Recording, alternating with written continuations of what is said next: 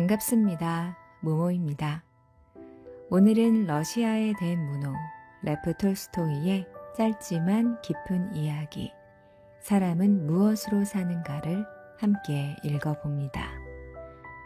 우리는 살아가며 끊임없이 묻습니다. 무엇이 있어야 행복한지, 무엇으로 살아가는지. 톨스토이는 이 작품을 통해서 아주 단순한 질문을 던집니다. 사람은 과연 무엇으로 사는가? 이 이야기는 가난한 구두 수성공의 삶 속에서 시작되지만 결국 인간의 사랑과 연민, 그리고 우리가 서로에게 기대어 살아가는 이유를 말해줍니다. 사람은 무엇으로 사는가? 지금부터 시작하겠습니다. 소설 끝부분에 5분 요약본도 함께 해주세요. 그럼 오늘도 편안한 밤 되세요.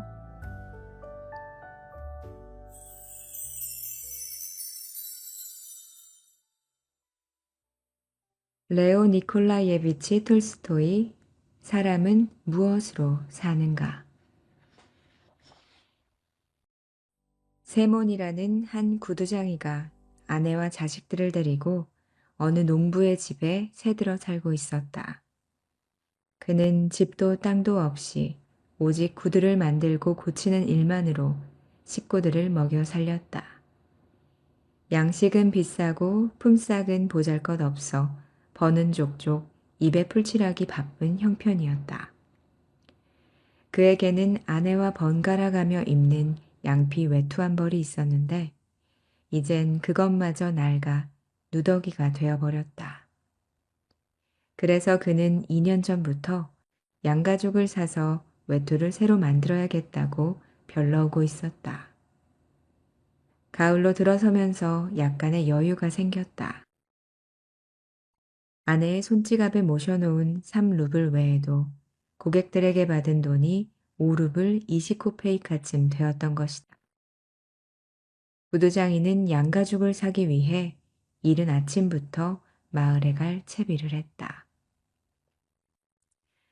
아침밥을 먹자마자 루바시카 위에 아내의 무명 네일을 껴입고 그 위에 다시 모직 외투를 걸친 다음 그는 3루블 지폐를 속주머니에 넣고 나무 막대를 지팡이 삼아 집을 나섰다. 받을 돈 5루블을 보태서 양가죽을 사야지. 마을에 이르러 그는 한 농부의 집을 찾아갔다. 그런데 하필이면 주인이 외출 중이라 그 집 마누라에게서 일주일 안에 돈을 마련해서 주인 편에 보내겠다는 약속만 받아들고 왔었다. 그 다음으로 찾아간 농부는 하늘의 맹세코 지금은 돈이 없다면서 장화 수선비라며 단돈 20코페이카를 내놓았다. 구두장이는 하는 수 없이 외상으로 남아 양가죽을 사보려고 했다. 그러나 가게 주인은 어림없는 소리 말라는 듯 잘라 말했다. 돈을 갖고 오슈. 그럼 달라는 대로 주지. 외상값 받아내기가 얼마나 힘든지 진짜 넌덜머리가 난다니까. 구두장이는 결국 장화수선비 20코페이카와 어느 집에선가 낡은 털 장화를 꿰매는 일감 하나를 얻었을 뿐 헛수고만 하고 집으로 돌아가게 되었다. 그는 속이 상해 20코페이카를 몽땅 털어 보드카를 마셔버리고는 양가죽은 만져보지도 못한 채 집을 향해 터덜터덜 걸어갔다. 아침에 집을 나설 때는 꽤 추운 것 같았는데 술을 한 잔 걸치고 나니 털 외투 없이도 몸이 따뜻했다. 그는 걸어가면서 한 손에 든 지팡이로 꽁꽁 얼어붙은 땅을 두드리고 다른 한 손으론 낡은 털장화를 휘둘러대면서 혼자 중얼거렸다. 외투 같은 것 없어도 따뜻하기만 하네. 겨우 한 장 걸쳤을 뿐인데 이렇게 후끈후끈한 걸? 까지 털 가지고 따윈 필요 없다고. 이 몸은 이런 분이다 이거야. 암 그렇고 말고. 그깟 모피 외투 없이도 이 몸은 얼마든지 살 수 있다고. 그런 건 평생 필요 없다 이 말씀이지. 그런데 마누라가 가만히 있지 않을걸. 이건 좀 골치가 아픈데 빌어먹을. 남은 죽어라 이래주는데 이건 콧방귀만 끼고 앉아있으니 어디 두고 보라지. 이번에도 돈을 갖고 오지 않으면 모자를 날려버릴 테니까. 암 그렇고 말고. 고작 20코페이카를 줘? 술 한 잔이면 날아가 버릴 돈을 가지고. 그래, 너희들만 곤란하고 난 곤란하지 않다는 거야. 너희들은 집도 있고 가축도 있어. 하지만 내게 맨몸뚱이뿐이라고. 너희들은 곡식을 재배하지만 나는 하나부터 10까지 일일이 사다 먹어야 한다고. 어떻게 버둥대든 빵값만도 일주일에 3르블은 치러야지.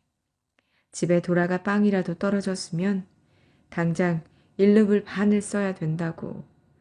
그러니 내 돈을 모두 갚아줘야겠어. 이윽고 구두장이는 길모퉁이의 작은 교회 근처에 이르렀다. 그때 교회 뒤에서 뭔가 허연 것이 보였다. 이미 날이 저문 뒤라 눈을 부릅뜨고 바라보았지만 뭔지 알 수 없었다. 저기에 돌 같은 건 없었는데 그는 혼잣말을 했다. 소인가? 하지만 짐승 같진 않은걸. 머리를 보니 사람 같기도 한데 너무 하얗군. 하긴 사람이라면 이런 데 있을 리가 있나. 그는 조금 더 가까이 다가갔다. 그제야 그 물체가 또렷하게 보였다. 그런데 정말 이상한 일이었다. 사람인 건 분명한데 죽었는지 살았는지 그 남자는 벌거벗은 알몸으로 차디찬 교회벽에 기대서 꼼짝을 않고 있었던 것이다. 구두장이는 갑자기 무서운 생각이 들었다. 그는 조금 더 가까이 다가갔다. 그제야 그 물체가 또렷하게 보였다. 그런데 정말 이상한 일이었다. 사람인 건 분명한데 죽었는지 살았는지 그 남자는 벌거벗은 알몸으로 차디찬 교회벽에 기대어 꼼짝을 않고 있었던 것이다. 구두장이는 갑자기 무서운 생각이 들었다. 누가 이자를 죽여서 옷을 몽땅 벗기고는 여기다 버린 모양이군. 근처에서 어정거리다간 무슨 변을 당할지도 몰라. 구두장이는 그곳을 그냥 지나쳤다. 교회 모퉁이를 돌아가자 남자는 더 이상 보이지 않았다. 교회 앞을 지나서면 힐끔 돌아보니 남자가 벽에서 몸을 일으켜 움직이고 있는 것이 보였다. 남자는 이쪽의 거동을 살피고 있는 것 같았다. 구두장이는 겁이 덜컥 나서 생각했다. 다가가 볼까? 그냥 지나쳐 버릴까? 공연히 다가갔다가 무슨 변이라도 당하면 저자가 누군지도 모르는데 말이야. 좋은 일하고 이런데 버려졌을 리는 만무하고 어쩌면 내가 접근하길 기다리는 건 아닐까? 그리고 나에게 달려들어서 목을 조를지도 모르지. 그렇게 되면 꼼짝없이 당하는 수밖에. 설사 목을 조르지 않는다 해도 뭔가 시끄러운 꼴을 당할 게 뻔해. 저 벌거숭이를 어쩐다. 내가 입고 있는 걸 홀랑 벗어줄 수도 없고. 하나님, 제발 무사히 지나가게 해주십시오. 머릿속에 그런 생각들을 굴리며 구두장이는 걸음을 재촉했다. 그러나 교회를 거의 지나쳤을 무렵 갑자기 양심이 고개를 쳐들었다. 그는 길 복판에 멈춰 서서 중얼거렸다. 도대체 뭘 하고 있는 거지, 세몬? 사람이 재난을 만나 죽어가고 있는데 슬그머니 꽁무니를 빼려 하다니. 네가 무슨 부자라도 된다는 거야? 그래서 가진 걸 빼앗기게 될까 봐 겁이라도 난다는 거야, 뭐야? 세몬, 그건 옳지 않은 짓이야. 결국 세모는 발길을 돌려 남자에게로 걸어가기 시작했다. 세몬이 가까이 다가서서 살펴보니 남자는 아직 젊고 제법 힘도 있어 보였으며 몸에 얻어맞은 흔적 같은 건 보이지 않았다. 그러나 추위 때문에 몸이 꽁꽁 얼어붙은 데다 몹시 겁을 먹고 있는 듯 했다. 그는 벽에 기댄 채 세몬 쪽은 쳐다보지도 않았다. 너무 지쳐서 눈을 뜰 기운조차 없어 보였다. 세몬이 바짝 다가가자 남자는 그제야 눈을 뜨고 세몬을 쳐다보았다. 세몬은 그의 눈이 마음에 들었다. 그래서 털장화를 땅바닥에 내동댕이 치고 벨트를 끌러 장화 위에 던진 다음 입고 있던 외투를 벗으면서 말했다. 이러고 있을 때가 아니야. 자, 이거라도 입어보라고. 어서. 세모는 남자의 팔을 부축해 일으켰다. 일어선 남자를 보니 우아하고 깨끗한 몸에 손과 발은 깨끗하고 얼굴빛도 온화한 젊은이였다. 세모는 그의 어깨에 외투를 걸쳐주었다. 그러나 팔이 소매 속으로 잘 들어가지 않았다. 세모는 청년의 두 팔을 외투 소매에 끼워주고 옷깃을 잡아당겨 앞을 여민 다음 허리띠를 둘러주었다. 그는 쓰고 있던 낡은 모자도 벗어서 청년에게 씌워주려고 했다. 그러나 머리가 너무 썰렁해서 그는 생각을 바꿨다. 나는 민둥머리지만 이 젊은이는 긴 고수머리잖아. 그는 모자를 다시 썼다. 그보다는 장화를 신겨주는 게 좋겠어. 세모는 청년을 다시 앉히고 털장화를 신겨주었다. 이만하면 됐겠지? 자, 이젠 좀 움직여 보라고. 몸이 높게 말이야. 여기서 우물쭈물할 거 없잖아. 그런데 자네 걸을 수는 있겠나? 청년은 부드러운 눈길로 세몬을 바라보았으나 말을 할 수가 없었다. 왜 말을 하지 않는 거야? 여기서 겨울을 날 작정인가? 어디든 사람 사는 대로 가야지. 여기 내 지팡이가 있으니까 걷기 힘들면 이거라도 짚으라고. 자, 가세. 가자니까. 청년은 걷기 시작했다. 뒤처지는 일도 없이 썩 잘 걸었다. 걸으면서 세몬이 물었다. 그런데 자네 대체 어디서 왔나? 저는 이 고장 사람이 아닙니다. 이 고장 사람이라면 내가 모를 리 없지. 내가 묻고 있는 건 어째서 이런 데 와 있냐는 거야. 저 교회 구석 같은데 말일세. 그건 말씀드릴 수 없습니다. 들어보나 마나 어떤 나쁜 놈들한테 몹쓸 짓을 당했겠지. 아무도 제게 나쁜 짓을 하지 않았습니다. 전 하나님으로부터 벌을 받은 것입니다. 그야 만사가 하나님 뜻이니까. 아무튼 어디 들어가서 좀 쉬어야 할 텐데 대체 어디로 갈 작정인가? 어디든 좋습니다. 세모는 다소 놀랐다. 청년은 불량해 보이지도 않았고 말씨도 공손했지만 자신에 관해서는 아무것도 말하려 들지 않았다. 세모는 생각했다. 그래, 누구에게나 말 못한 사정은 있으니까. 그는 다시 입을 열었다. 그렇다면 어떤가?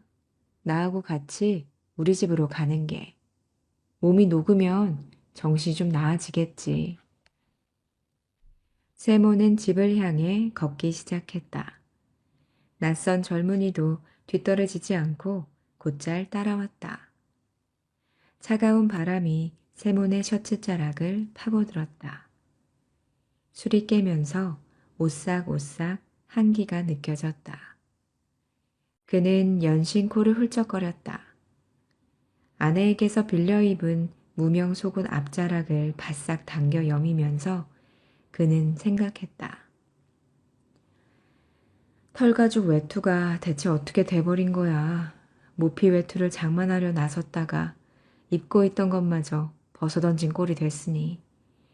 거기다 벌거숭이 사내까지 달고 들어간 걸 알면 마트료나가 펄펄 뛸 게 뻔한데. 아내를 생각하자 세몬의 마음은 우울해졌다. 그러나 옆에서 걷고 있는 젊은이를 돌아보자 교회 모퉁이에서 처음 발견했을 때 자신을 쳐다보던 그의 눈빛이 떠오르면서 마음이 다시 환하게 밝아졌다. 세몬의 아내는 일찌감치 집안일을 끝냈다. 장작을 쪼개고 물을 길어와서 아이들과 같이 저녁을 먹은 다음 그녀는 생각에 잠겼다.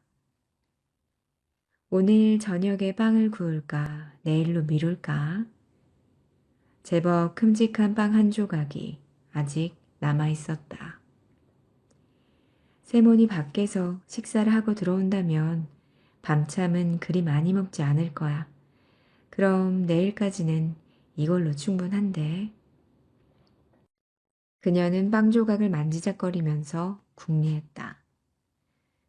아무래도 빵 굽는 건 내일로 미뤄야겠어. 밀가루도 얼마 남지 않았는데 있는 것만으로 금요일까지 버텨야지. 마트료나는 빵 굽는 일을 그만하기로 하고 남편의 옷을 깁기 시작했다. 바느질을 하면서 그녀는 남편이 어떤 가죽을 사올까 생각을 했다. 설마 가죽 장수에게 속진 않았겠지. 그이는 사람이 너무 좋아서 탈이야. 자기는 꿈에도 남을 속일 줄 모르면서 동네 코올리게한테도 맥없이 속아 넘어가거든. 팔루불이라면 적은 액수가 아닌데 그 정도면 좋은 모피 외투를 장만할 수 있고 말고. 무두질한 최고급 가죽은 아니더라도 어쨌든 모피 외투인 건 분명해. 모피 외투 하나 없이 겨울을 어떻게 나. 작년엔 정말 고생을 많이 했었지. 냇가엔 나갈 수가 있었나? 들에도 없었고. 오늘만 해도 그래. 옷이란 옷은 모조리 껴입고 나가버리니 나는 걸칠 것도 없다고. 그런데 이이가 너무 늦는 거 아닌가? 돌아올 때가 지났는데 어디서 술 타령을 벌이고 있는 건 아닐까? 마트료나가 이런 생각을 하고 있을 때 마침 현관 계단이 삐그덕거리면서 누군가 들어왔다. 바늘을 일감에 꽂아놓고 마트료나가 밖으로 나가보니 사내 둘이 안으로 들어서고 있었다. 세문 옆에 서 있는 낯선 청년은 맨머리에 털장화를 신고 있었다. 그녀는 당장에 남편이 술을 마셨다는 걸 알아차렸다. 내 이럴 줄 알았다니까.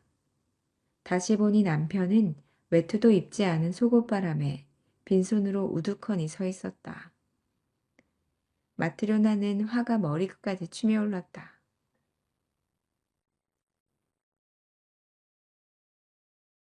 마트료나는 화가 머리끝까지 치밀어 올랐다. 그 돈으로 몽땅 마셔버린 게 틀림없어. 생판 모르는 건달하고 어울려 진탕 퍼마시고는 그것도 모자라서 집에까지 끌고 왔군. 두 사람 뒤를 따라 집 안으로 들어서던 마트료나는 낯선 사내가 입고 있는 외투가 자기네 것임을 알아보았다. 젊은이는 외투 밑에 내일을 입은 것 같지도 않았고 모자도 쓰고 있지 않았다. 그는 방 앞에 들어와서 잠자코 한자리에 선 채 움직이지도 않고 고개를 들지도 않았다. 뭔가 나쁜 짓을 저질러 놓고 겁을 집어먹고 있는 게 틀림없어. 마트료나는 이마를 찌푸린 채 벽난로 쪽으로 멀찌감치 떨어져 두 사람이 하는 모양을 지켜보았다. 뭔가 나쁜 짓을 저질러 놓고 겁을 집어먹고 있는 게 틀림없어.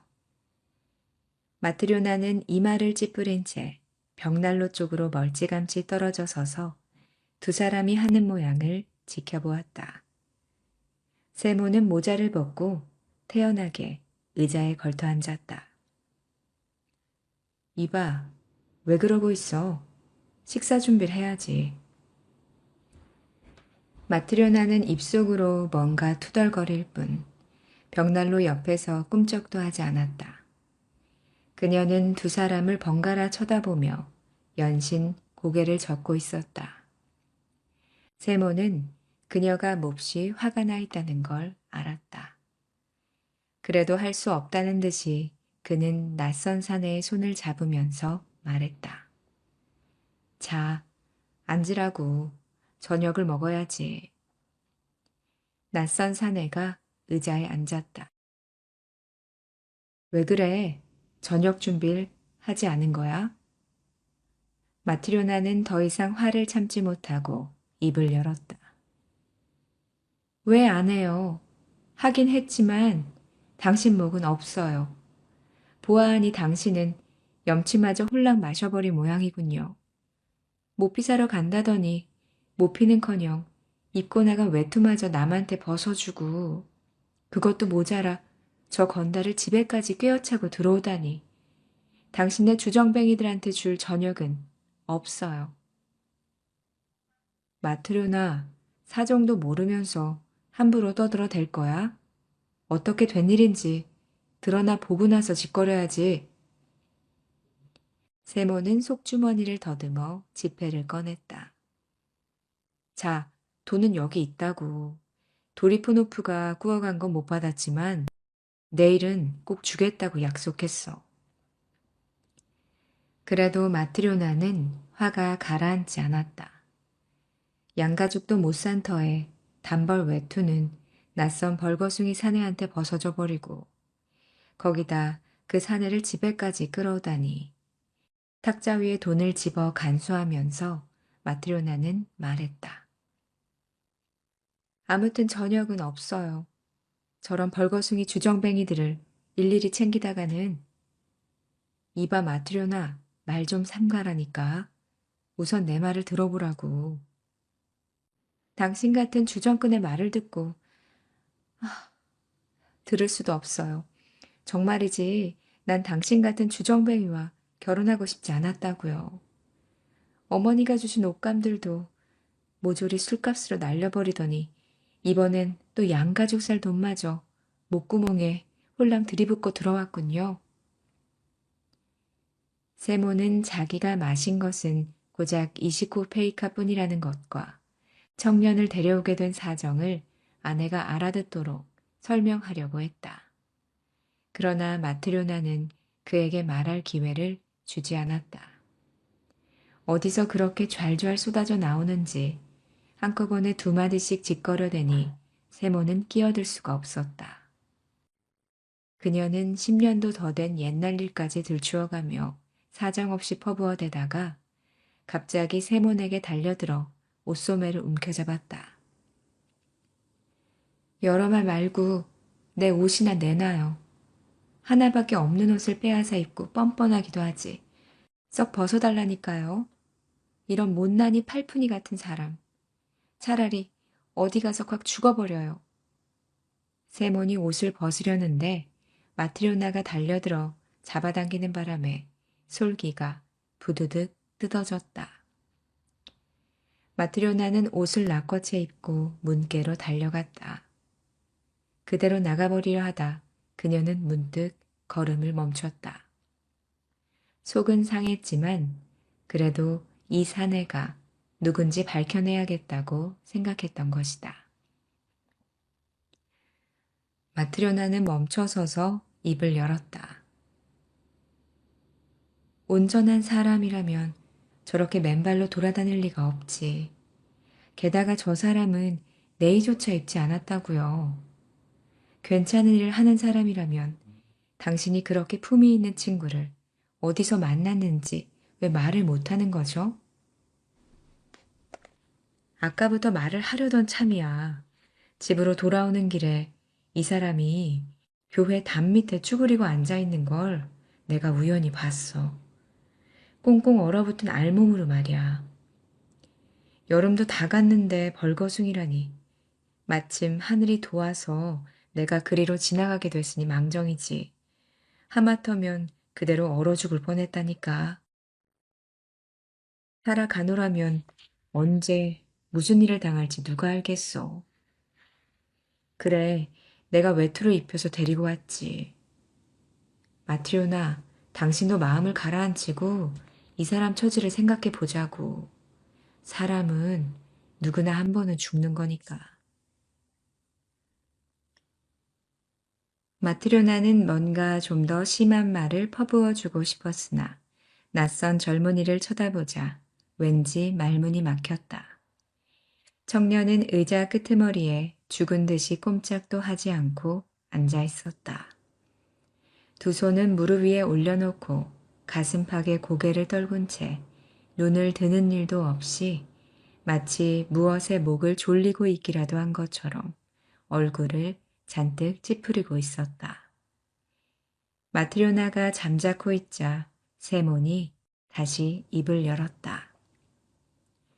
마트리오나, 당신에겐 하나님도 없소? 마트리오나는 그 말을 듣고 다시 한번 낯선 청년을 바라보았다. 그러자 부글거리던 노여움이 호련히 가라앉았다. 그녀는 돌아서서 방구석에 있는 난로 곁으로 걸어가 저녁상을 차리기 시작했다. 잔을 탁자 위에 놓고 크바스를 따르고 남은 빵을 내놓았다. 나이프와 스푼을 놓으면서 그녀가 말했다. 와서 식사들 하세요.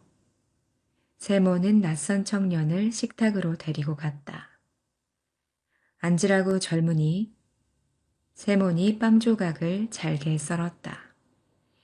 두 사람은 먹기 시작했다. 마트리오나는 식탁 끝에 앉아 한 손으로 턱을 괴고 낯선 젊은이를 바라보았다. 그러자 문득 젊은이가 가여워져서 돌보아주고 싶다는 생각이 들었다. 그 순간 청년이 갑자기 밝은 표정을 짓더니 찌푸렸던 이마를 펴고 눈을 들어 그녀를 쳐다보며 싱긋 웃었다. 식사가 끝나자 마트리오나는 그릇들을 치우고 낯선 청년에게 물었다. 당신은 어디서 왔죠?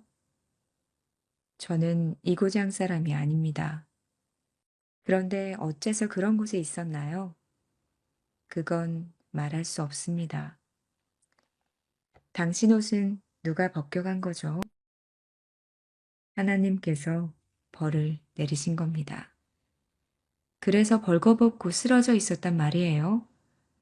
네, 벌거벗은 채 쓰러져 거의 얼어 죽을 뻔했죠. 그런데 대개 주인께서 저를 발견하고 가엾게 여겨 외투를 벗어서 입혀주고는 여기까지 데리고 온 겁니다. 여기 오자 이번엔 아주머니께서 절 불쌍하게 생각하시고 먹을 것과 마실 것을 주셨죠. 두 분께는 하나님의 은총이 내릴 겁니다.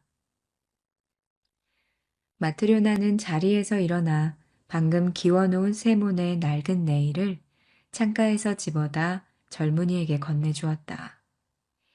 그리고 그녀는 바지를 찾아서 그에게 건네주며 말했다. 자, 이거라도 입어요. 그리고 어디든 마음에 드는 자리에 누워서 자요. 침대 위든 벽난로 옆이든. 낯선 젊은이는 외투를 벗고 네일을 입은 다음 침대에 드러 누웠다. 마트리오나는 불을 끄고 외투를 집어 남편 있는 데로 갔다.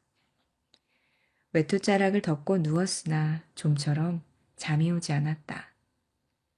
낯선 젊은이의 일이 도무지 머리에서 떠나질 않았던 것이다. 젊은이가 마지막 남은 빵을 먹어버리는 바람에 당장 내일 아침 먹을 것이 없다는 것과 남편의 내일을 줘버린 일을 생각하면 아쉬운 마음이 드는 것은 사실이었다. 그러나 젊은이가 싱긋 웃던 걸 생각하면 그녀의 마음은 어느새 환하게 밝아지는 것이었다. 마트리오나는 오래도록 잠을 이루지 못했다. 세몬도 잠이 오지 않는지 외투자락을 한 번씩 끌어당기곤 했다. 남은 빵을 다 먹어버렸는데 반죽을 해두지도 않았으니 내일은 어떠죠? 옆집 말라냐 애더러 좀 꺼달라 해야 되나? 그러든지 설마 산입에 거미줄 치려고. 세몬, 그런데 저 사람 말이에요. 나쁜 사람 같진 않은데 어째서 자기 얘기는 통 하려들지 않는 걸까요? 뭔가 말 못할 사정이 있겠지. 세몬, 응?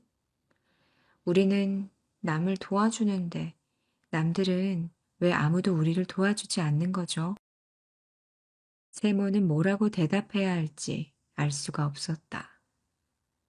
아이 참, 쓸데없는 소리 작작 하라니까. 그렇게 말하고 나서 그는 휙 돌아누워 잠들어 버렸다. 이튿날 세모는 아침 일찍 잠이 깼다. 아이들이 일어나기 전 마트리오나는 이웃집으로 빵을 꾸러 갔다. 어제 데리고 온 낯선 청년은 낡은 내의를 입은 채 의자에 앉아 천장을 바라보고 있었다. 그의 얼굴은 어제보다 한결 밝아 보였다. 그래서 세모는 말했다.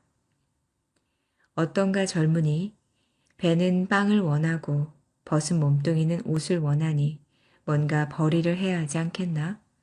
자네는 무슨 일을 할 줄 아나? 할 줄 아는 것은 아무도 없습니다. 세모는 깜짝 놀라 말했다. 뭐든 해보려는 마음만 있으면 되는 거야. 배워서 못할 일은 없으니까. 다들 일을 하니 그럼 저도 뭐든 해보겠습니다.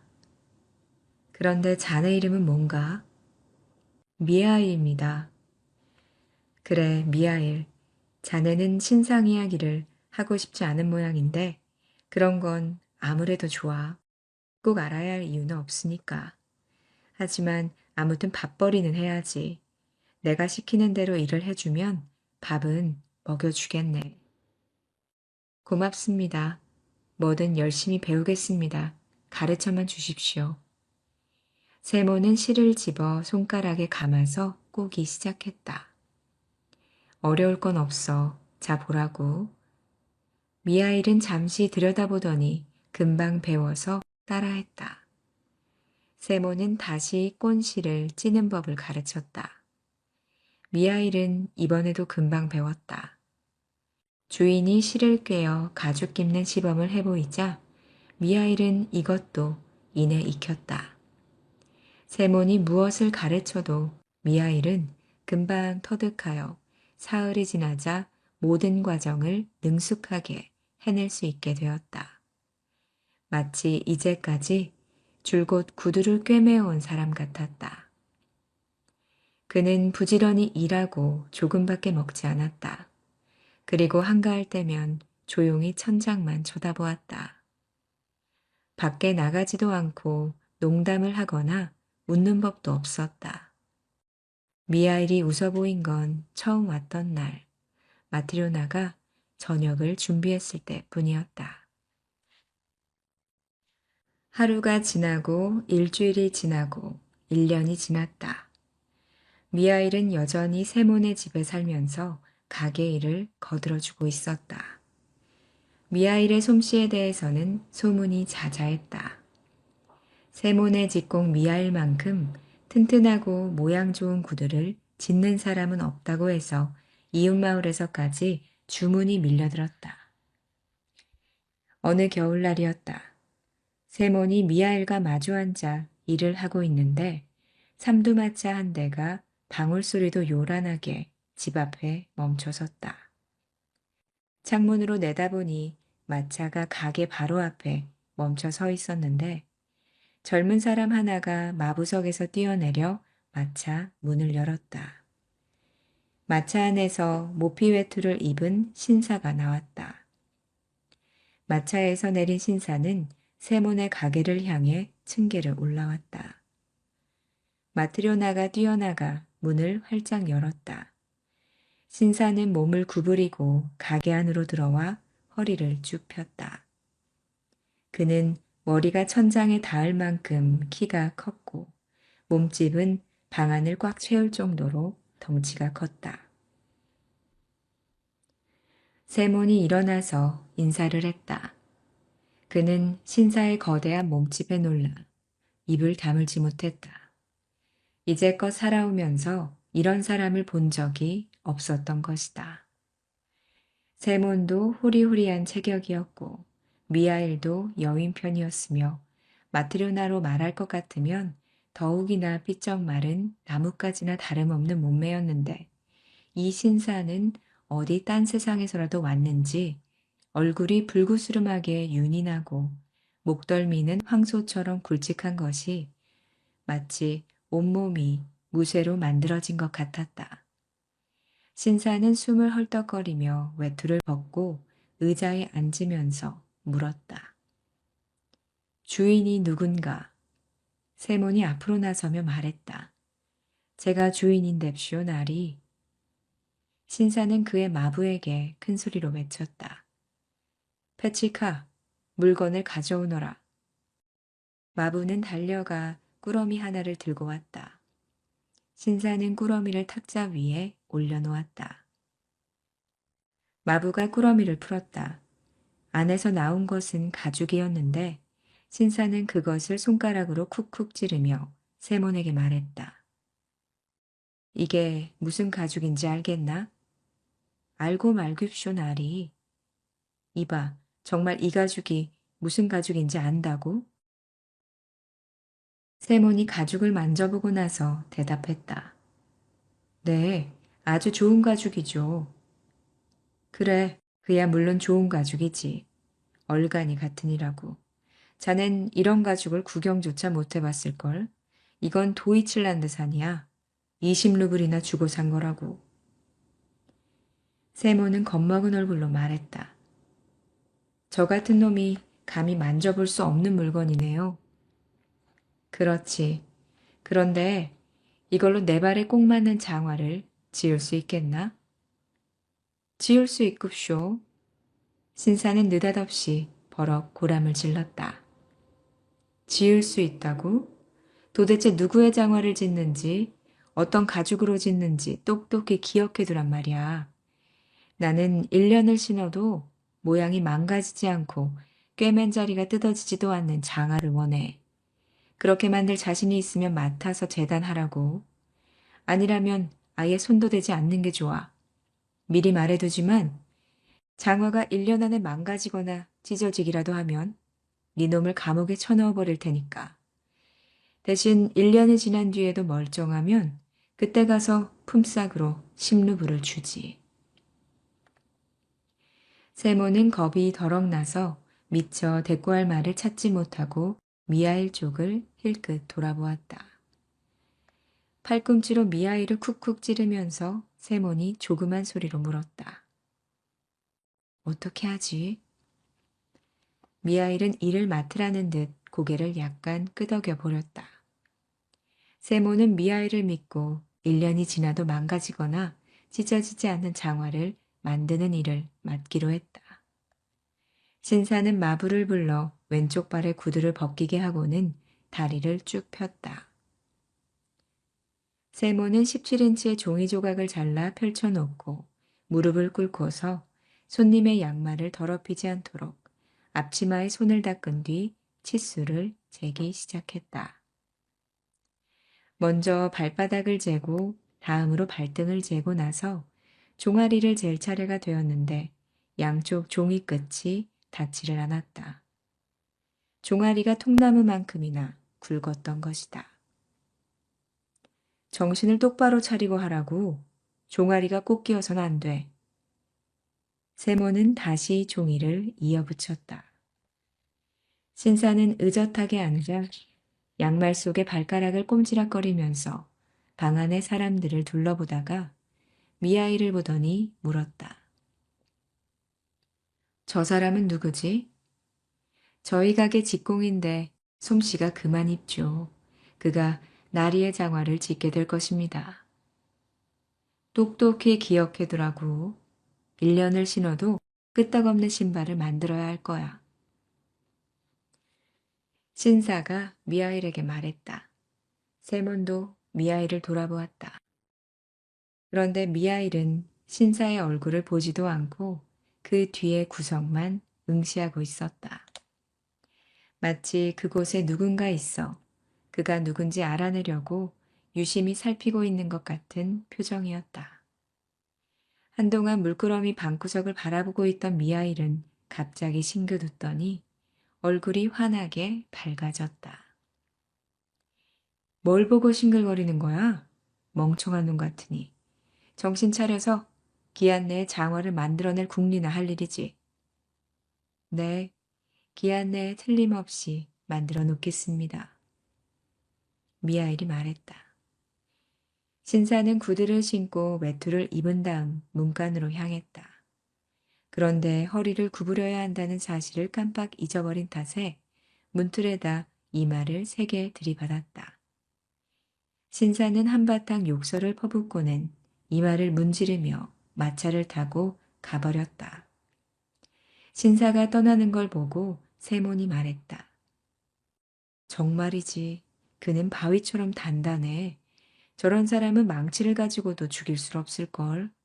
문틀이 부서지도록 이마를 부딪혔는데도 그다지 아파하는 것 같지 않더군. 그러자 마트리오나가 말했다. 저렇게 호사하고 사는데 체격이 안 좋을 수가 있겠어요? 죽음조차도 저런 바위 같은 사람은 건드리지 못할 거예요. 세몬이 미하일에게 말했다. 일을 맡긴 했지만 까딱 잘못하다간 꼼짝없이 감옥행이야.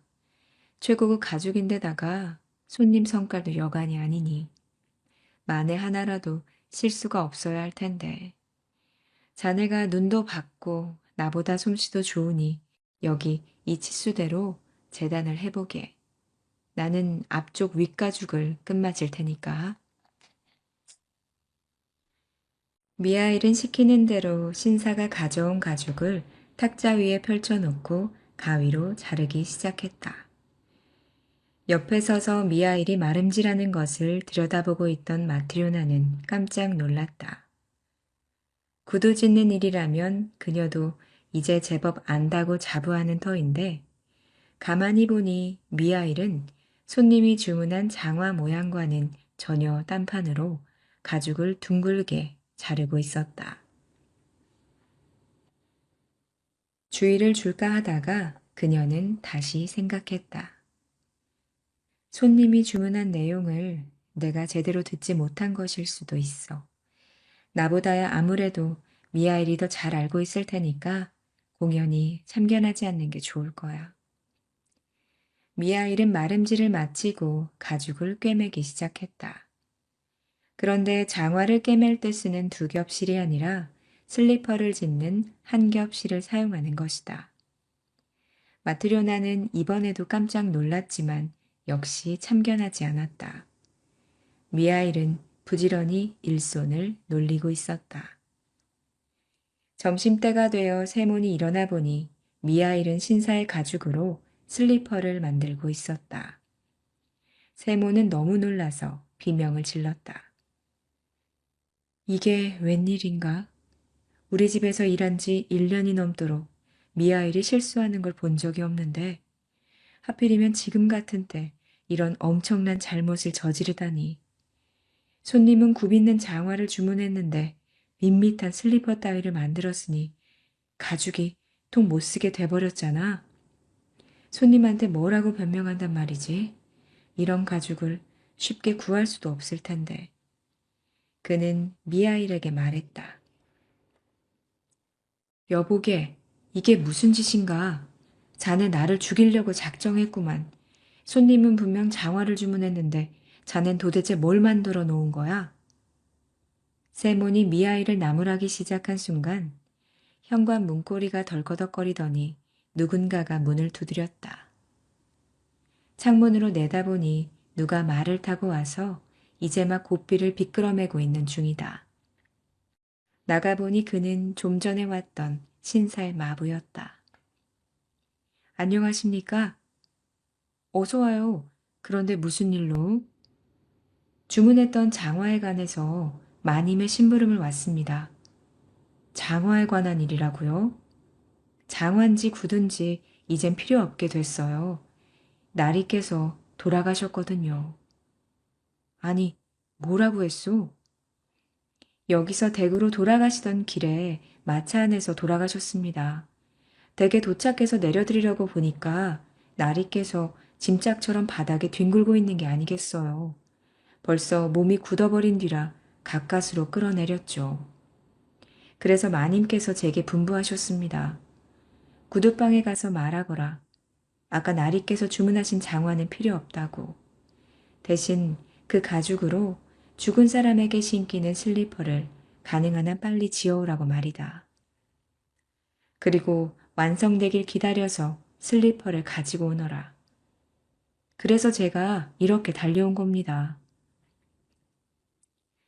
미아일은 마름질하고 남은 가죽 조각을 둘둘 말아 탁자 한켠으로 치우고 나서 완성된 슬리퍼를 툭툭 털어 앞치마에 닦은 다음 마부에게 내밀었다.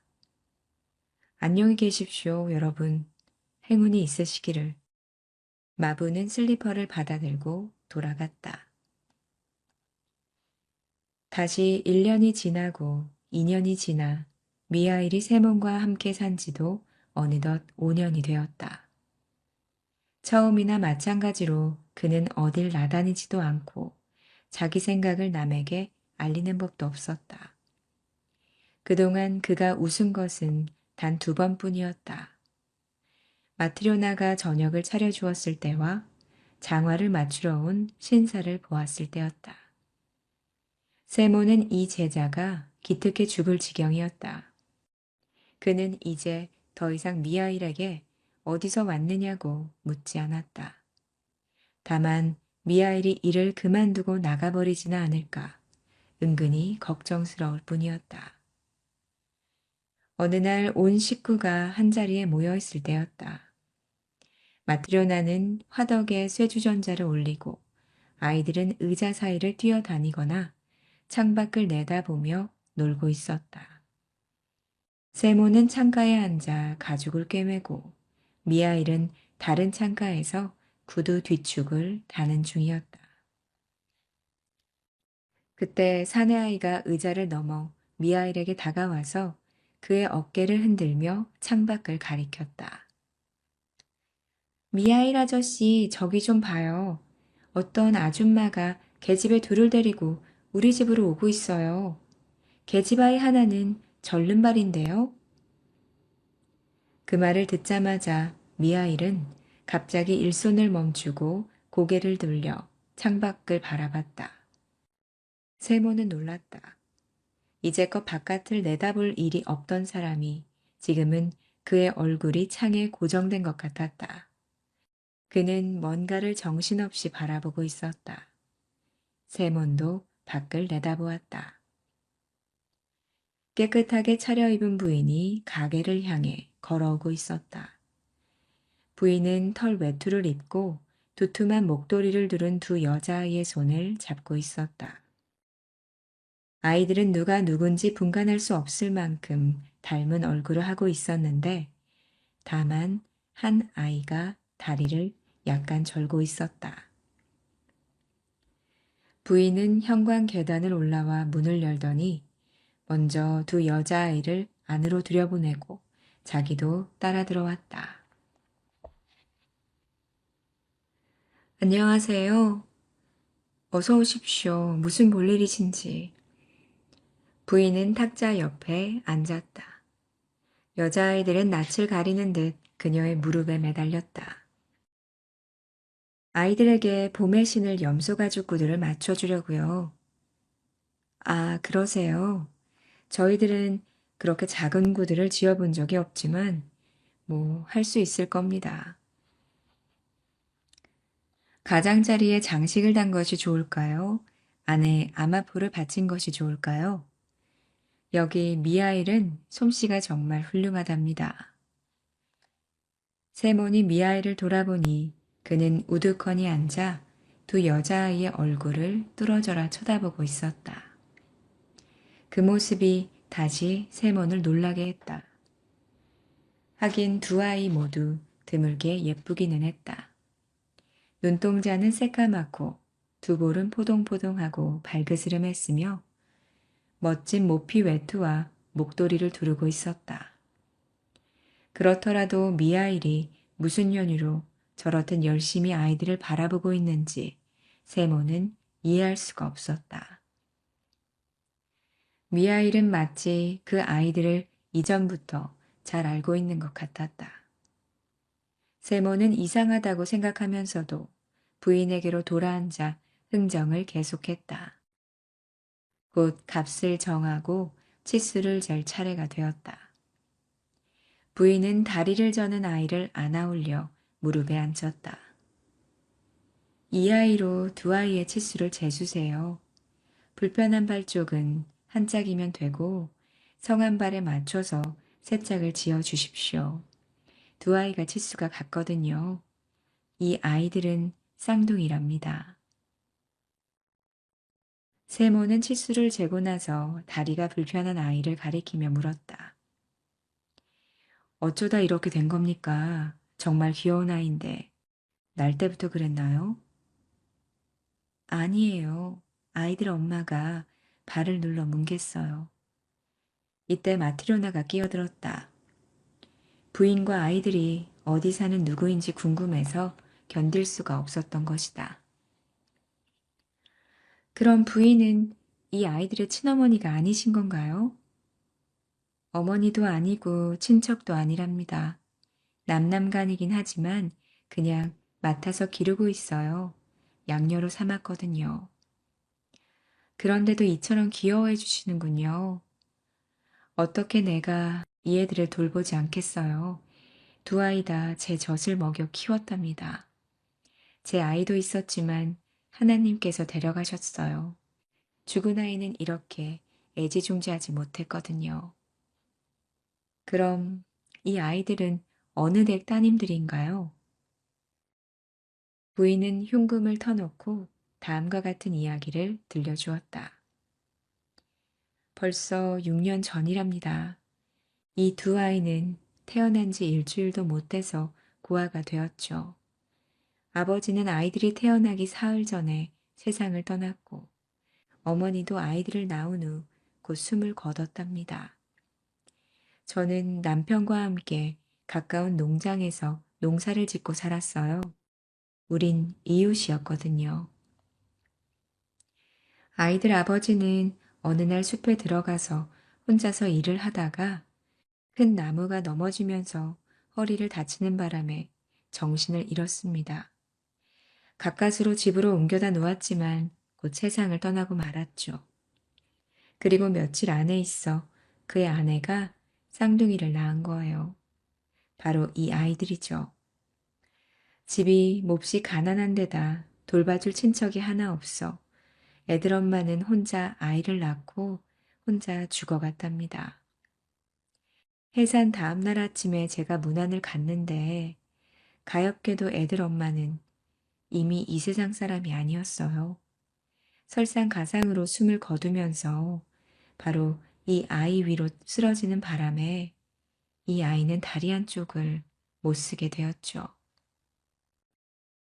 마을 사람들이 죽은 사람을 씻기고 수의를 입히고 관을 만들어서 장례를 치렀습니다. 다들 친절한 사람들이거든요. 하지만 뒤에 남은 갓난아이들 일이 걱정이었죠. 모인 여자들 중에 젖먹이가 딸린 사람은 저뿐이었어요. 제겐 태어난 지 8주밖에 안 된 첫 아들이 있었어요. 그래서 제가 잠시 이 두 아이를 맡기로 했습니다. 마을 사람들은 다시 의논을 했죠. 하지만 무슨 뾰족한 수가 있었겠어요. 하루는 마을 사람들이 제게 말했습니다.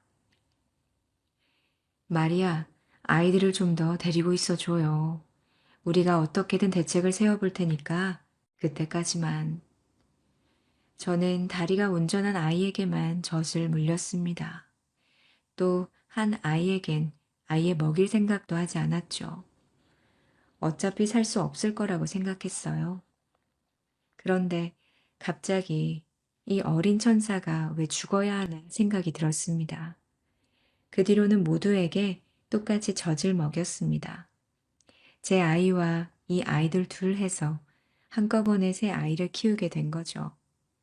그때야 젊고 기운도 있고 좋은 젖도 나오니 그럴 수 있었을 거예요. 두 아이에게 젖을 물리고 있는 동안 한 아이는 차례를 기다려야 했습니다. 한 아이가 젖꼭지를 놓아야 다음 아이가 먹을 수 있었죠. 하나님의 돌보심으로 이 두 아이는 무럭무럭 자랐습니다. 그런데 제가 낳은 아이는 3살 되던 해에 그분께서 데려가고 말았죠. 그 후 살림살이는 점점 나아졌어요. 지금은 이 거리 상인들 소유의 물방앗간 일을 맡아보고 있는데 수입이 좋아서 살아가는 데는 걱정이 없답니다. 다만 아이가 없을 뿐이죠. 정말 이 아이들이 없었다면 혼자 쓸쓸해서 어떻게 살았을까요? 제가 이 아이들을 귀여워하는 건 너무나 당연한 일이죠. 이 아이들은 제 생활의 기쁨이에요. 부인은 한 손으로 다리를 저는 아이를 당겨 안으면서 다른 한 손으로 뺨을 타고 흘러내리는 눈물을 닦았다. 마트리오나가 긴 한숨을 내쉬며 말했다. 부모 없이는 살 수 있어도 하나님 없이는 살 수 없다더니 과연 그 말이 옳은 것 같군요. 그들이 이런 말들을 주거니 받거니 하고 있을 때 갑자기 미하일이 앉아있는 구석에서 섬광이 미치더니 방안이 환하게 밝아졌다. 미하일은 두 손을 무릎에 포개 얹고 하늘을 올려다보며 빙그레 웃고 있었다. 부인이 아이들을 데리고 돌아가자 미하일은 의자에서 일어나 일감을 탁자 위에 올려놓고 앞치마를 벗더니 주인 내외에게 공손히 절을 하며 말했다. 이제 작별을 해야겠습니다. 하나님께서 저를 용서해 주셨으니 두 분께서도 부디 저를 용서해 주십시오. 주인 내외는 그에게서 눈부신 후광이 비치고 있다는 것을 알 수 있었다. 세몬도 일어나 마주 절하며 말했다. 미하일, 역시 자네는 보통 인간이 아니었군. 더 이상 자네를 붙잡을 수도 이것저것 캐물을 수도 없을 것 같네. 하지만 이것 한 가지만은 알려줄 수 없겠나? 내가 처음 자네를 만나 집으로 데리고 왔을 때 자네는 몹시 어두운 얼굴을 하고 있었네. 그러다가 집사람이 저녁을 대접하자 자네는 싱긋 웃으며 갑자기 표정이 밝아졌는데 그건 어찌된 영문인가? 그 뒤 어느 신사분이 장화를 맞추러 온 적이 있었지? 그때도 자네는 싱긋 웃으며 밝은 표정을 지었어. 그리고 더 명랑해졌지. 아까 그 부인이 아이들을 데리고 왔을 때 자네는 3번째로 웃었네. 그리고 자네 몸에서 후광이 비쳤지. 미하일, 왜 자네 몸에서 빛이 나는지, 그리고 어째서 3번을 웃었는지 그 까닭을 말해주지 않겠나? 미하일이 입을 열었다. 제 몸에서 빛이 나는 건 다름이 아니라 저는 지금까지 하나님의 벌을 받고 있었는데 이제 용서를 받았기 때문입니다. 그리고 제가 3번 웃은 것은 하나님께서 제게 내리신 명령에 따라 3가지 진리를 알아내야 했는데 바로 그 하나님의 3가지 진리를 알게 됐기 때문이죠. 첫 번째 진리는 아주머니께서 저를 가엾게 여겨주셨을 때 깨달았죠. 그래서 웃었습니다. 두 번째 진리는 부자 신사가 장화를 주문했을 때 알게 되었죠. 그래서 두 번째로 웃었죠. 그리고 오늘 두 여자아이를 보았을 때 3번째 진리를 알게 돼서 또다시 웃은 것입니다. 세몬이 다시 물었다. 하나님께선 무슨 이유로 자네에게 벌을 내리셨는가? 그리고 하나님의 3가지 진리란 무엇인가? 미하일이 대답했다. 제가 벌을 받은 것은 하나님의 말씀을 거역했기 때문입니다. 저는 본래 천사였는데 하루는 하나님께서 제게 한 여인의 영혼을 거두어 오라는 분부를 내리셨습니다. 제가 지상에 내려와서 보니 그 여인은 몹시 쇠약한 몸으로 자리에 누워 있었어요. 여인은 방금 쌍둥이 아이를 낳았던 겁니다. 갓난아이들은 어머니 곁에서 꼼지락거리고 있었는데 어머니는 아기들에게 젖을 먹일 기운조차 없어 보였어요. 여인은 저를 보자 하나님께서 보내신 줄 짐작하고 흐느껴 울면서 말했습니다. 천사님, 제 남편은 숲에서 일하다 나무에 깔려 죽었습니다. 바로 엊그제 장례를 치렀죠. 제게는 형제 자매도 아주머니도 할머니도 없습니다. 이 갓난아기들을 돌봐줄 사람이 아무도 없습니다. 제발 제 영혼을 걷어가지 마시고 이 아이들을 제 손으로 키울 수 있게 해주세요.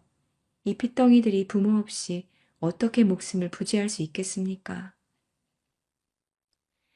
저는 여인이 애원하는 말을 듣고 아기 하나를 안아 어머니의 젖꼭지를 물려주고 다른 아기는 어머니의 품에 안겨준 다음 하늘나라로 돌아갔어요. 그리고 하나님께 말씀을 드렸습니다. 여인의 영혼은 거두어 오지 못했습니다. 여인의 남편은 나무에 깔려 죽었고 여인은 방금 쌍둥이를 낳은 참이었습니다. 그 여인은 저를 보고 울면서 제발 영혼은 거두어 가지 말아달라고 애원했습니다. 제발 자기 손으로 아이들을 키울 수 있게 해달라면서요. 부모가 없으면 그 갓난아이들은 살 수 없을 거라고 말했습니다. 저는 차마 그 여인의 영혼을 빼앗을 수 없었습니다. 그러자 하나님께서 다시 분부를 하셨어요. 내려가 산모의 영혼을 거두어라. 그러면 세 가지 진리를 알게 될 것이다. 인간의 내면에는 무엇이 있는가? 인간에게 허락되지 않는 것은 무엇인가? 그리고 사람은 무엇으로 사는가? 이 세 가지를 알게 되는 날, 너는 하늘나라로 돌아올 수 있을 것이다. 그래서 저는 다시 지상으로 내려와 산모의 영혼을 거두었습니다. 아기들은 어머니 품에서 떨어졌으나 죽은 여인의 몸이 침대 위로 쓰러지면서 한 아이를 덮쳐 한쪽 다리를 못 쓰게 만들고 말았죠. 저는 여인의 영혼을 하느님께 바치기 위해 다시 하늘로 날아갔습니다. 그런데 갑자기 거센 바람이 몰아쳐 제 두 날개를 부러뜨렸습니다. 그래서 그 여인의 영혼만 하늘나라로 올라가고 저는 지상으로 떨어지게 된 것입니다. 세몬과 마트료나는 자기들이 먹이고 입혔던 사람이 누구인지, 자기들과 같이 살고 함께 일해온 사람이 누구인지를 깨닫고 두려움과 기쁨으로 눈물을 흘렸다. 천사가 다시 입을 열었다. 저는 벌거벗은 채 홀로 들판에 버려졌습니다. 그때까지 저는 인간 생활의 괴로움도 모르고 추위나 굶주림도 알지 못했죠. 바로 그때 제가 인간이 되었습니다. 배가 몹시 고프고 몸은 얼어오는데 전 어떻게 해야 할지 알 수가 없었습니다. 그때 문득 하나님을 섬기는 교회가 들판 가운데 서 있는 게 보였습니다. 저기에 몸을 의지하면 되겠나 싶어 저는 그곳으로 갔죠. 그러나 교회 문이 닫혀 있어 들어갈 수가 없었습니다.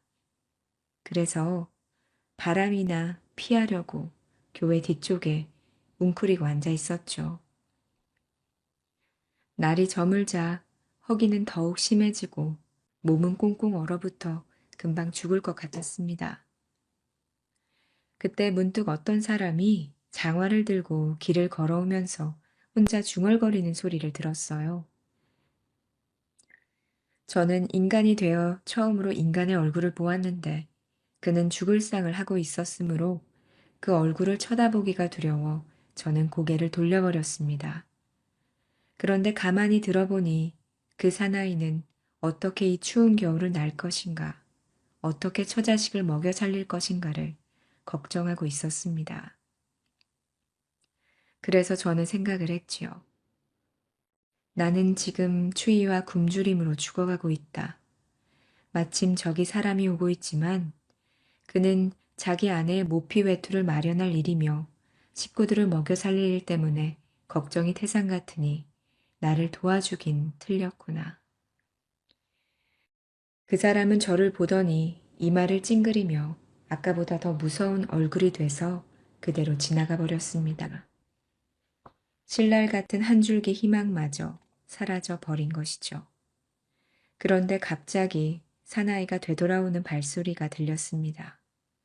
그의 얼굴을 본 순간 저는 조금 전에 지나간 사람이 아니구나 하고 생각했을 정도였어요.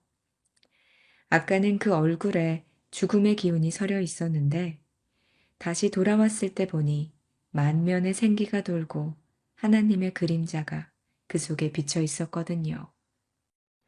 사나이는 제게로 다가오더니 자기가 입고 있던 옷을 벗어서 입혀주고 저를 자기 집으로 데려갔습니다. 집에 당도하자 한 여인이 뛰어나와 잔소리를 늘어놓았어요.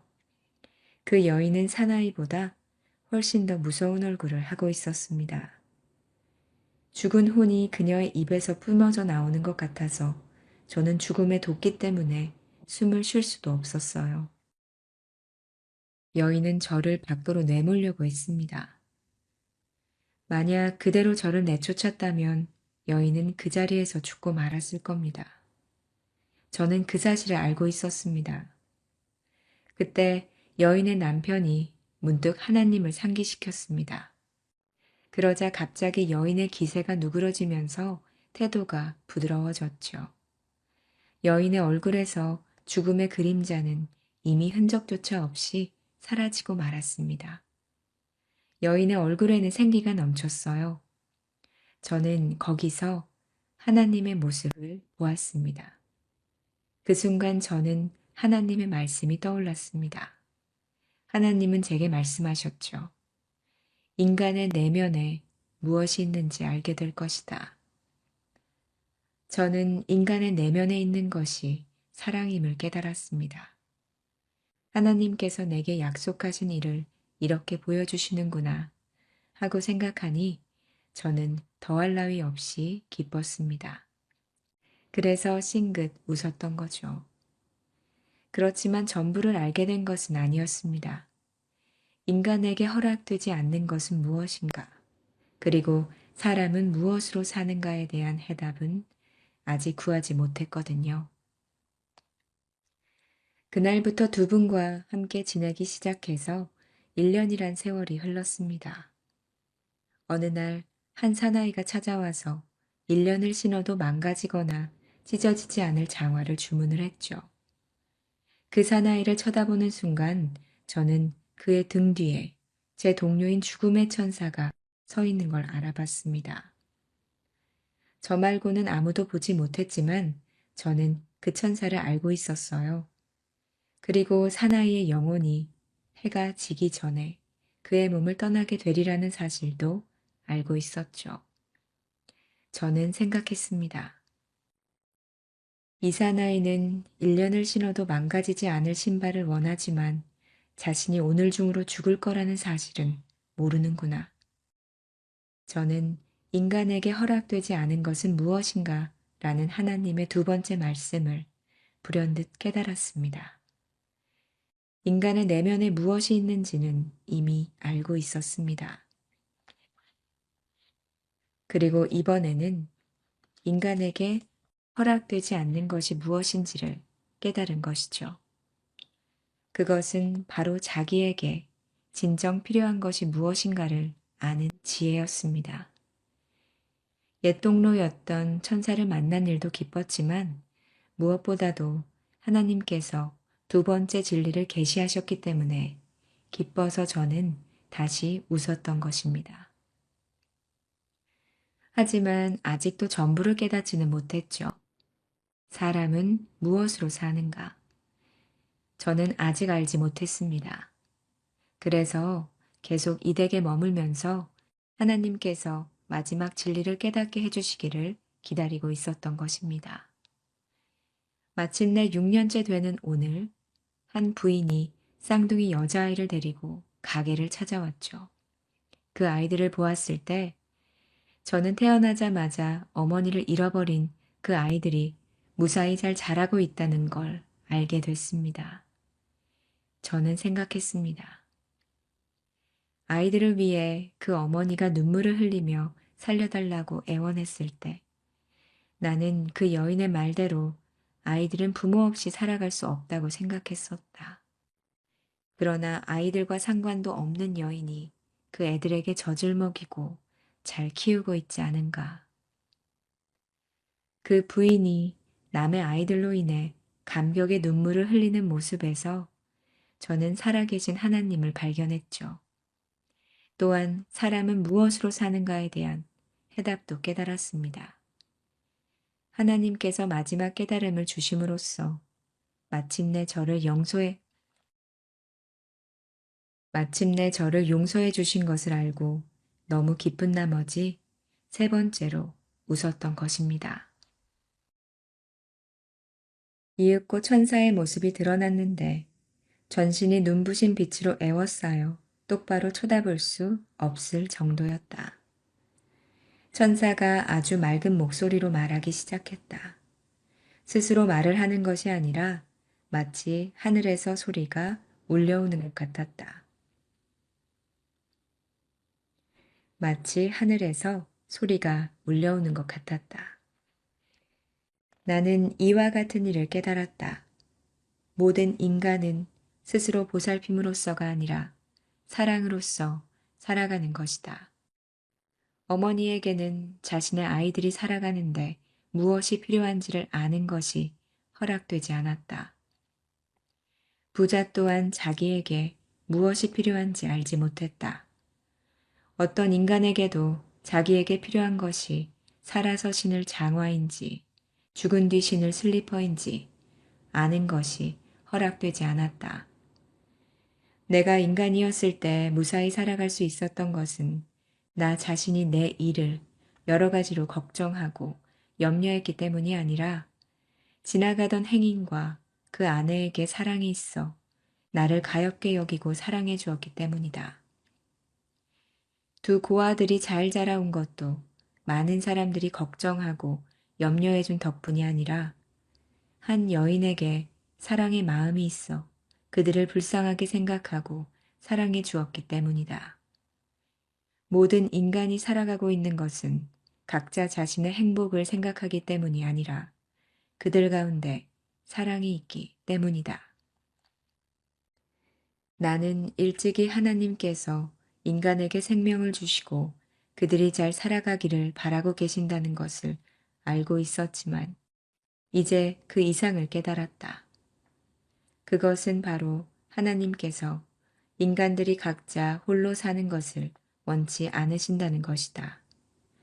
그렇기 때문에 하나님께서는 인간 각자에게 무엇이 필요한가를 보여주지 않으시는 것이다. 그분은 인간들이 하나가 되어 살아가기를 원하시며 그래서 자신과 모든 인간을 위해 진정으로 필요한 것이 무엇인지를 계시한 것이다. 이제서야 나는 깨달았다. 각자 자신을 걱정함으로써 살아갈 수 있다고 생각하는 것은 인간들의 착각일 뿐, 진실로 인간은 오직 사랑에 의해 살아가는 것이다.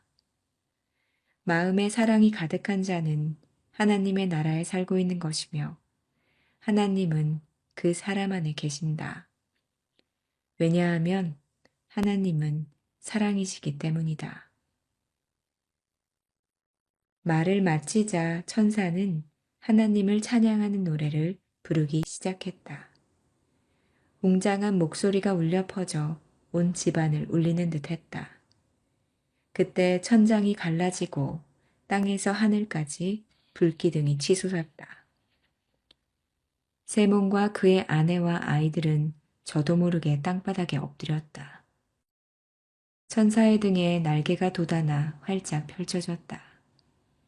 천사는 하늘로 날아 올라갔다. 이윽고 세몬이 정신을 차렸을 때 집은 옛날 모습 그대로였고 그 안에는 그의 가족 외에는 아무도 없었다.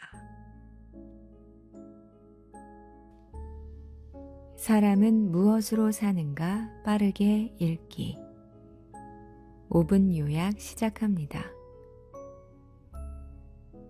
가난한 구두수선곤 시몬이 있었습니다.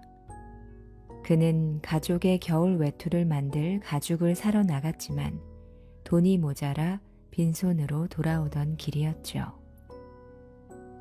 추위와 허탈함 속에서 걷던 그는 교회벽 근처에 벌거벗은 채 쓰러져 있는 한 남자를 발견합니다. 잠시 망설입니다. 자신의 삶도 벅찬데 누군가를 돕는다는 것은 쉽지 않은 일이었지요. 그러나 그는 발길을 돌리지 못합니다. 자신의 낡은 옷을 벗어 입히고 그를 집으로 데려옵니다. 아내 마트료나는 처음에는 화를 냅니다. 당장 먹을 빵도 넉넉지 않았기 때문이죠. 하지만 남편의 눈빛과 낯선 이의 침묵을 마주한 뒤 그녀는 조용히 음식을 내어줍니다. 그때 그 남자 미하일은 처음으로 미소를 짓습니다. 사람의 마음 속에 사랑이 있다는 것을 보았기 때문입니다. 첫 번째 깨달음, 인간은 미래를 알 수 없다. 미하일은 시몬의 집에서 함께 지내며 구두 만드는 일을 배웁니다. 어느 날 거만하고 부유한 신사가 찾아와 말하죠. 1년을 신어도 상하지 않을 튼튼한 장화를 만들어 주시오. 그는 자신의 건강과 내일을 확신했습니다. 그러나 미하일은 장화가 아닌 장례용 구두를 만듭니다. 며칠 뒤 소식이 전해집니다. 그 신사가 갑작스레 세상을 떠났다는 이야기였죠. 그때 미하일은 두 번째로 미소를 짓습니다. 사람은 자신에게 무엇이 필요한지조차 알지 못하는 존재임을 깨닫게 된 것이죠.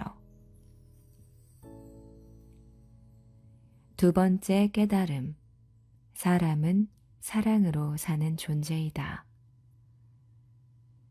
세월이 흐른 뒤 한 여인이 쌍둥이 자매를 데리고 가게를 찾아옵니다. 그녀는 친어머니가 아니었지만 부모를 잃은 아이들을 제 자식처럼 키우고 있었습니다. 아이들을 바라보는 그 눈빛에는 계산도 조건도 없었죠.